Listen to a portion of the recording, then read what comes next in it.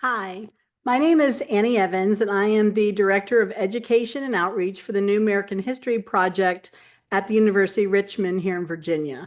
I was with everyone at the Oklahoma Council for History Education this past Saturday, but we had some technical difficulties, and so I wanted to make sure that I re-recorded my presentation for anyone who wasn't able to tune in and be with us live.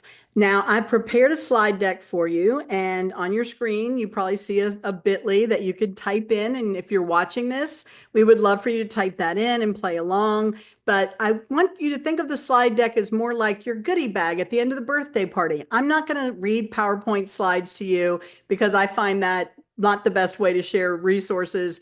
And certainly as a teacher, I sat through far too many professional learning sessions where someone did exactly that to me. I would never want to do that to our friends and colleagues. But I do want you to know that every tool and resource that I'm going to share with you today, and we only have 30 minutes, so we'll just be touching on a few highlights, but everything that you see is an open educational resource, meaning there are no logins, no passwords, no paywalls. You and your students can easily jump in and interact with these tools and resources for free very easily. And so I hope that you will find at least one or two things from my brief presentation today that will cause you to pause or think or find a new way to use this content in your own teaching, or better yet, reach out to me and see if perhaps we can collaborate. We do hire teachers like you who are using our tools and resources on a regular basis to collaborate with us in developing new learning resources. And then we push those out to teachers across the country, and we'd love for all of you to be a part of that. So again, I'm not going to stick to the slide deck. That's so that you know that everything I'm about to share with you, you have links and connections out to what we're going to show and talk about briefly for the next 30 minutes, but also a multitude of other tools and resources that we won't have time to get to in such a brief period, but you'll have the links. So I'm going to come out of presenter mode with the slides. Um, and we're going to kind of go out into the live slide sites. And I'm going to start with our homepage because really that's where you can find everything in addition to their way that they're hooked into the slides. So as I scroll through our homepage, you notice that we are featuring a variety of content. Some of them are our own learning resources. This is one that is part of a new digital map that we created at our digital scholarship lab at the University of Richmond, sharing the history of presidential elections. You and your students can drill down and look at dating voter data for every presidential election from 1840 up to the modern era. We're also featuring a very interesting report that our friends at the American Historical Association recently released that we help support, and we hope that you'll take time to read that. We'll be doing some additional programming coming up in the coming weeks and months around that. It's Hispanic Heritage Month as I'm filming this. And so each month that has a designated purpose, we try and push out some of our tools and resources. In this case, these are links to some of our digital content that we're going to look at here in a minute that are related specifically to that observance. This is a video, The Truth Behind Maps, that we're collaborating with collaborators like the History Collab and iThrive Games that talks a little bit about the way maps are used in storytelling and also the counter mapping movement in cartography. And then we're going to wrap things up this month with a bunk exhibit. We're going to take a peek at Bunk, which is our current events tool that you and your students can use to show how everything happening today in the news is related to everything that happened before today. So that's just some of the type of content. We're constantly mixing it up and keeping it fresh on our homepage. We're really proud that we've been recognized by folks like the American Library Association here, you notice, who voted us not once, but twice one of the best digital tools. And we're pretty proud of that. Our signature components in New American History include Bunk and American Panorama. But we're going to look at audio content, video content, digital maps, and some recent scholarship. So if you scroll up to the very top, you're going to see this menu bar. And if you want to jump into our learning resources, we're going to take a look at that toward the end of our presentation in this video. But we're going to start here with our journalism tab. And so underneath here, we have two of our main components under journalism. One is Bunk. This is our current events tool. And then we recently acquired the History News Network, which collects some of the most interesting current scholarship that is great for use for building our own background knowledge as educators and sharing recent writings from different scholars around the country. Bunk is our current events tool. So I'm going to click on Bunk, and you notice it takes you to the homepage. This is where our students at the University of Richmond and our Bunk editor and archivists are constantly curating new content. What's happening in the news? What are people writing about that relate to the American past? And then they have a very elaborate tagging system behind the scenes where they are linking and making these historical connections. Now, on the day that I'm filming this, it's President Jimmy Carter's 100th birthday. And so they take a peek back at a couple of biographers who were interviewed a couple of years ago about writing about the life of President Carter. And you notice here, you're going to get an excerpt. It's not the full article. Sometimes we don't have time and our students don't need to read a big, long, lengthy article. But if you want them to, we always link out to the information in its full and original source. You also have the ability to add content and build what are called collections or assignments, and directions for that are up here along the menu bar. I've already saved this particular article to a collection, and we'll get to that in a moment. But you also notice some icons here in a deck of cards.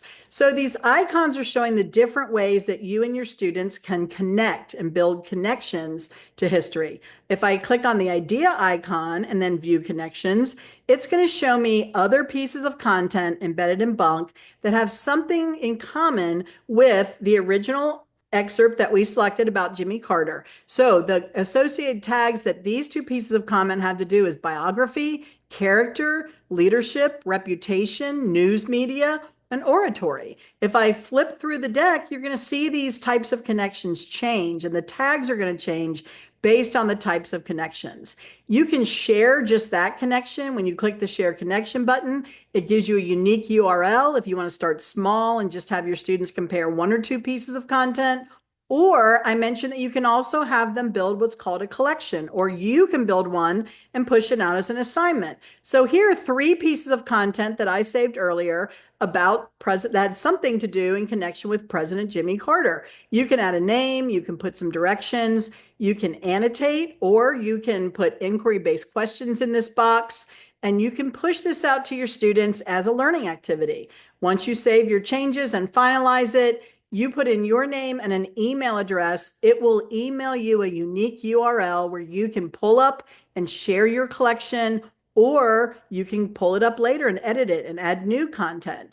I really advise teachers to use a personal email. That way, if you ever switch and leave your current school division and go to another, you don't lose all of your Bunk collection content. It is not curated by us. We do not save any of your personal data, so we don't have a way to retrieve your collections, but you will always have access as long as you have access to that email. So that's our collections feature. And assignments. You can read more about that here under collections and assignments. But for now, we're going to look at a couple of other features on Bunk. So here's an article about Pete Rose. At the time we filmed this video, Pete Rose had just passed away. So again, you're going to get an excerpt. Sometimes it's a piece of video content, audio content, one of our digital maps, someone else's digital projects. It could be essays. The content that you're going to get is always changing. And again, you can research it through different types of connections. So here is a couple of pieces of content that relate to the topic of baseball, but we're looking at through persons. So let's see what else we have about Pete Rose. So it turns out that there are 3 articles currently in Bunk on that topic. When I click view on map, it's actually going to map it out. And this is a way that you and your students can see who's writing and where they're writing about that topic. You can also look over here and see what other associated ideas. So I can add in Major League Baseball, or I can clear it and we can map out a whole new piece of content. Now we're just looking at Major League Baseball, and you can go into those areas and say, what are they saying in New York about Major League Baseball? And you can drill down to your locality to show students the news and what's happening in your own backyard. So those are just a few features of Bunk. I'm going to go back here to our New American History homepage. The next thing I want to look at is audio content. So our executive director is historian Ed Ayers. In addition to thinking up Bunk, Ed also was one of the first people to create a history-themed radio show and eventually became a podcast. So after 13 years of collaborating with a variety of historians, Ed had the idea that we could archive when the podcast ended all of the full hour segments. And then me as a teacher said, could we also break those up into smaller chunks? Because sometimes as a teacher, we don't have a whole hour to spend on this topic, but we could take that one 6 or 7 minute segment out of there that would be just perfect to embed into a lesson. So here is our here's our backstory archive. I'm going to type in Charlottesville, where I live. And when I type in Charlottesville, it's going to give me both full hour episodes that have something to do with Charlottesville. And then it's also going to give me individual segments, such as Hometown Hero, that talks about one of the first African Americans who served on the Charlottesville City School Board during the time when schools were desegregating. Or it's going to give you a segment here that talks about our vice mayor, Kristen Seikos, who at the time talks about NIMBYism, not in my backyard. Or here's a segment on looking at chains gangs. I'm part of a larger episode on mass incarceration. So again, you can embed these. Each of these gives you, under the share button, a unique URL that you can add that audio content. Many of these audio segments or episodes are also linked into Bunk. So you can do a search for backstory and see what other audio content you might find in Bunk that you could link out to. So, here's something about Victory Gardens, or here's an episode or an excerpt of something that Ed wrote about still worrying about the Civil War. So again, we're trying to find new ways to remix this content. Now, if we go back to our homepage and we continue along that menu bar, we've looked under the journalism tab at Bunk. We've looked at the backstory podcast under the audio tab. Now we're going to look at videos. So The Future of America's Past is a PBS series that Dr. Ayers hosted. These are great 27-minute episodes, very powerful on a variety of topics. We had 2.5 seasons. Unfortunately, season 3 got cut short, but we did make 2 what we love to call rapid response shorts. One comparing the 1918 flu pandemic to COVID, another looking at how the polio vaccine was rolled out and comparing that to the COVID vaccine. So these are only about 10 minutes or less. But for each of these excerpts, you're going to get a full-blown learning resource. You're going to get a half-hour episode, and you're going to get access to all of the different museums and historical sites that are telling these stories. So we love the type of visual storytelling. And again, all of these episodes are buried into Bunk, are added into Bunk. And so if you type in, I'm going to put in Grave Injustice, which is our episode on Japanese incarceration. It's going to take you to that video content embedded into Bunk, right? You can play it right there in the player. It is a PBS program, but it is not behind the PBS Passport subscription because, again, everything we create is an OER resource, so we have that deal with the filmmakers. But it's also going to show you how that story of Japanese incarceration at Manzanar is connected to that broader topic. So your students, by exploring through the place icon, can see what other content do we have about Manzanar. If we click on the Owens Valley, it's going to show you other pieces of content specific to that area. And again, it's going to map it out for you and your students. Here's all of the content related to Owens Valley, California. So again, students are making those powerful connections through audio content, digital, short form journalism, and video content. So that is under our video tab. All right, so I'm going to go back to our New American History homepage. We've looked at video, we've looked at audio, we've looked at journalism. I'm going to skip over here to archives. This is the Valley of the Shadow, which is considered one of the first digital humanities projects ever on the internet. Back when the internet was brand new, PDFs haven't even been invented yet. Dr. Ayers was creating this database of every piece of information that he and his students could find on the topic of the Civil War. But he focused in on 2 cities, one in the north, one in the south. I was a beginning teacher as this project was emerging, and this is how my students and I fell in love with digital maps and digital humanities research tools. We were fascinated by going into this Valley of the Shadow project. For each of these 3 eras, before, during, and after the war, my students could read newspapers, letters, diaries, pull public records, census data, church data. Later on, they could pull military records. And my students really started to get that idea of building historical empathy by reading the stories of the soldiers and their families and what was happening at these various time periods in both communities in the North and the South. If I do a search for the word mother, you're going to get heart-wrenching letters, mothers writing to sons, sons writing home to their mothers, telling them what's going on, how the war is progressing, how they are doing, what kind of news are we missing from home, being homesick, missing their family members, being scared of being a soldier. All of those human pieces that we don't see in the textbooks when we only test students on battles and generals. These are the stories that we're teasing out through these digital archives that make the story of the Civil War real to our students. So I encourage you to dig into those archives as a way to show students how they can then look at their own local history. What sort of digital archives are at your local historical societies, your local museums? Who has letters and diaries in their attics or their basements that perhaps they could crowdsource? We recently worked with a group of students, middle school students in rural Southside Virginia, that, inspired by projects like the Valley of the Shadow, started digging into local history and uncovered lots of untold stories in their rural South Virginia communities. All right, we're going back to the homepage once again, and we're going to look under the scholarship tab. So under the scholarship tab, the last two books that Dr. Ayers has published, Southern Journey and American Visions, we've created digital companion sites. So even if you don't buy the book, which, I think they're both excellent books, we would love for you to read them, but we understand you oftentimes don't have the funds to provide a class set of books, or it may not be on the reading level for your particular students. So we wanted to pull out what we thought was some of the most engaging content from both. So Southern Journey is looking at the migrations in the American South from 1790 to 2020. And they're presented in a series, a story map collection. So 3 story maps embedded within a collection where we have digital animated maps, text, images, and census data visualized, showing migration patterns across the South and the Southeast part of the United States. These story maps platform, you and your students can get a free story map subscription. Please contact me. My email is at the end of the slide deck we shared earlier. I would love to show you how you and your students can learn to make projects just like this. I promise you they look very glossy and fancy and interactive, but you and your students can learn to use this software to create your own storytelling tools through maps.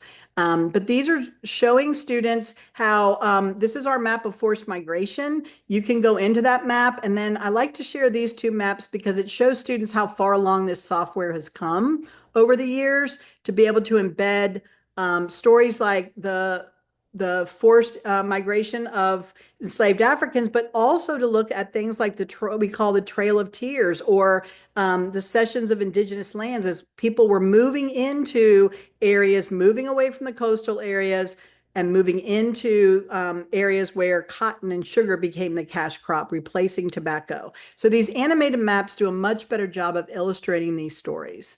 The other piece of scholarship that we created, digital companion site, is American Visions. This is Dr. Ayers' most recent work.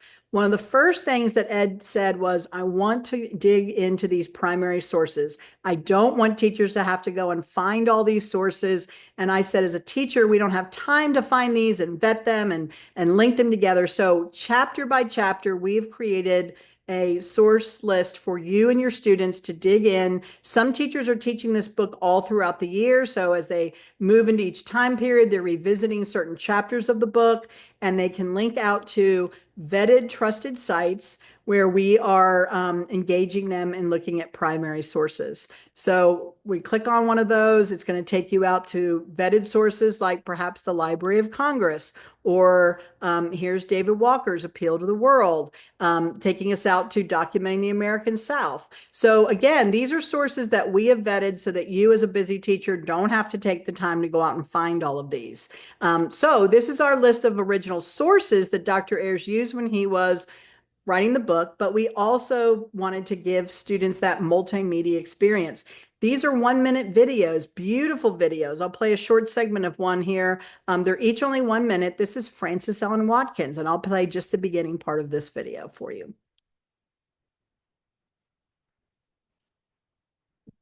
Make me a grave where'er you will. in a lowly plain or a lofty hill. Make it among earth's humblest graves, but not in a land where men are slaves. I'd shudder and start if I heard the bay of bloodhounds seizing their human prey, and I heard the captive plead in vain as they bound afresh his galling chain.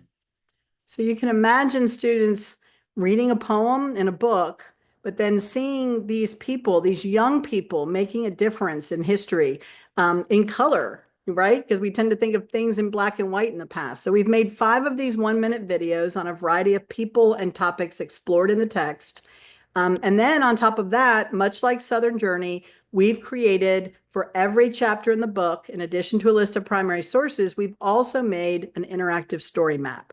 So for each chapter, you can have students, as you're reading excerpts of the text aloud or having them watch the videos or interrogating those primary sources. We've also linked out to the primary sources along with images and links to other content related to the people, places, and events. So this is a Washington Irving. Many of us know about the story of Ichabod Crane and Legend of Sleepy Hollow, but we link out to his original sketchbook. And then Dr. Ayers kept a travel log. So he went to over 60 historical sites as he was researching the book, and he kept a travel journal where we publish these. These are also embedded into Bunk, so students can read not only about the historical context, but how are park rangers and tour guides and archivists and historians interpreting this work and sharing it with public in the modern era. So we hope that these companion sites, you'll find these useful.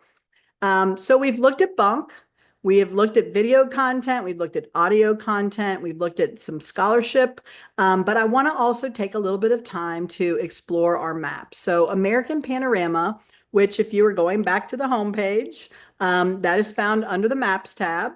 So I want to make sure everybody's clear. Under the Maps tab, you're going to see American Panorama, and then you're going to see a larger link out to our Digital Scholarship Lab. And then also we've already looked at how you can map content out in Bunk. So American Panorama is our digital atlas. And these are beautiful interactive maps that are made by our Digital Scholarship Lab at the University of Richmond. Some of them you may already be familiar with, particularly this map here of redlining, which looks at the Homeowners Loan Corporation in the New Deal era under FDR. We mentioned the Electing the President's map, but we have other maps. Here's one looking at the Homestead Act, the Great Depression. To go along with our presidential elections map, we also have a map that government and civics teachers love to use, which is electing the House. Similarly, looking at patterns, you can drill down to see how your city or county voted in the last several House elections and presidential elections. Redlining or mapping inequality also has 3 other companion maps, including this piece on urban renewal, renewing inequality, which brings us through the 50s and 60s. And there are 2 other existing maps that are linked onto that original mapping inequality site that bring us in the modern era looking at public health and persistent environmental impact of living in formerly red and yellow line neighborhoods. But the map I want to share with you today is the map of foreign-born population. So again, we've got a variety of digital maps. We're just going to take a look at this one. A lot of times the maps will start with this sort of a hero image, and then we hit this data literacy piece. You may have been hearing more and more about data literacy. In your slide deck, I linked out to a new joint statement that was released by several organizations talking about the importance of teaching students how to interpret data, how to look at data, how to vet data to make sure that what they're looking at is accurate. And so these types of infographics are not just teaching kids how to read a map, but also teaching kids about data and all the many ways we can visualize and fact check data. So when we enter the map, students are already familiar with how colors and symbols are used on the map. So this is a map using census data for every census report from 1850 to 2000. You can type in your city or county. I'm going to type in Richmond, Virginia, which is where we're based. And you can see here, it's going to show you in the most recent census, the largest group of foreign-born population in our area was from Guatemala, followed by El Salvador, Mexico, and Honduras. Most of you tuning in are from Oklahoma, so I'm going to type in Oklahoma. And here we have Tulsa, Hughes, Greer, Beckham, Grady. I'm just going to pick Tulsa, Oklahoma. And here you see the map change. And now you're going to look at your 2020 census data. Your largest immigrant population came from Mexico. But if I use that slider tool and go back to 2000, just 20 years, still Mexico, but then Vietnam, India, United Kingdom. Let's roll that back to an earlier census. Let's look at data from 1980. Then your largest immigrant population was from Indonesia, not reported. So you had a large chunk of people where, for whatever reason, and you could dig into your local records to see why you had such a large group of people who were not reported or counted in the census. Then Germany, Vietnam, Canada, Mexico's not even in the top five. So let's dig into those stories and see why that is. So I hope you'll see that by engaging through storytelling using audio content, video content, current events, maps, your students can begin to see that history is not just a finite set of facts that you want them to memorize on a test. Now, we create learning resources to unpack all of these tools and resources for you. And as I mentioned earlier, we also encourage you to join us and develop your own content. So this is our learning resources library, and you can look for keywords. You can look for a particular topic that you're teaching in the coming weeks. You can look for things that are sorted by reading level, by grade level, in terms of is that lesson age appropriate for my students? We link out to national standards if you're teaching a particular standard, but also strategies. Let's say you want to do more pieces with civic engagement or inquiry-based critical thinking. You can find all the lessons that have specific strategies embedded in there. I'm going to type this in here, and I'm going to create a keyword search for women. And so this is going to show you we have resources for individual months like Hispanic Heritage Month, African American History Month, Women's History Month. But then we also have learning resources particularly geared towards, we teach suffrage, but do we always look at how Black women earn the right to vote? Because oftentimes we don't hear about the African American women who fought alongside other suffragists for the right to vote. So this is a collaboration with Retroport. Many of you are familiar with Retroport on PBS. Many of their videos are embedded into Bunk, and we have collaborated on many of our learning resources with them. In the educator view, you see it says for educators up here with this cream colored background. This is where we're going to introduce the standards that this lesson is aligned to. We're also going to give you a little bit of information such as the appropriate grade level, time frame, materials you need. We link out to academic key vocabulary. We also provide very extensive teaching tips, what types of digital tools are used that you may or may not be familiar with, what sort of pedagogy strategies are we using. All of that's in there so that even if you're a novice teacher or teaching this content for the first time, we try and front load that information. But then we jump right into our inquiry-based questions. We have students analyzing primary sources, images, maps. We provide access to tools such as the Library of Congress's observation for primary source analysis, or in some cases, we build our own graphic organizers because we know that you as a busy teacher don't have time to do that. We add inquiry-based questions and activities. As I mentioned, we create the graphic organizers. You can print them out or have your students make a copy on Google and type right into the document on their version. We embed the Bunk content. We embed our maps. We embed our videos and audio content into some of these lessons. Here's the retro report lesson. So everything you need to teach that lesson is in one place. That's the teacher view. In the student view, you notice the background changes, the navy blue. It says for students now, they don't need the teaching tips. They don't need the standards. They want to jump right into the inquiry. So in addition to the vocabulary, in the student version, we jump right into the inquiry. We've also built in the immersive reader tool, which reads aloud the lesson. It'll convert it into different languages if you have English learners in your class. All of the videos come with closed captioning. So we've given a lot of thought into that accessibility piece as well. And so you can explore everything that we have shared with you today, including maps, Bunk, our current events tool, audio content, video content, interactive maps, archives, and the latest scholarship from New American History. You can get in touch with me if we go back to our original slide deck. I do want to show you that We give you all of my contact information is here. If you want to reach out to me, feel free to email. I can zoom in and share this with your class. I can walk them through a map, or I can walk them through how to use features in Bunk, or I can provide professional learning for you and your colleagues at the school level or district-wide level. So I hope that you found at least one or two new ways that you could engage. If you only have 10 minutes, make yourself a Bunk collection. If you have 15, listen to a segment from Backstory. If you've got 20 minutes, let's explore a map. If you've got a longer amount of time, let's pilot a learning resource together. So I hope that you found at least something that you can use. And please don't hesitate to reach out. We hope that you will embrace our new American history learning resources and tools to make your classrooms come alive and be more engaged with teaching about American history. So thanks so much for being with us today, and I hope you will join us again. Thanks so much.